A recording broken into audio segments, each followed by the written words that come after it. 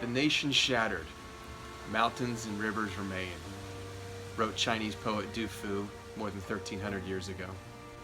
The nation shattered, mountains and rivers remain.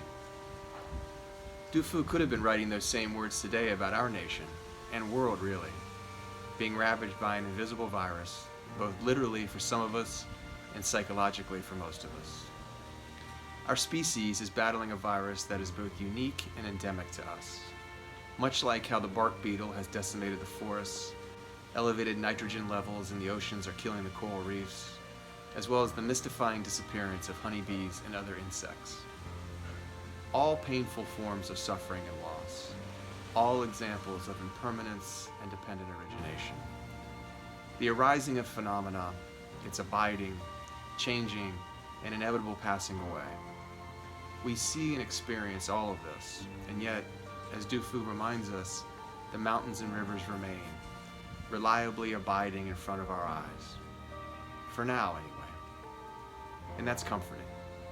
But, as the Dharma tells us, and in this case, geology confirms, all phenomena arise and pass away, including mountains and rivers.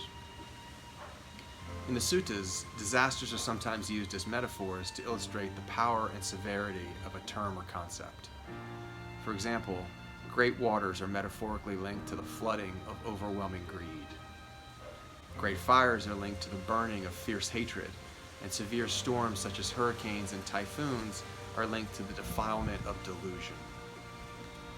Like natural disasters themselves, the three poisons of greed, hatred, and delusion are responsible for much of the suffering caused by humans in the world, particularly that which is inflicted upon and endured by the most vulnerable and defenseless among us.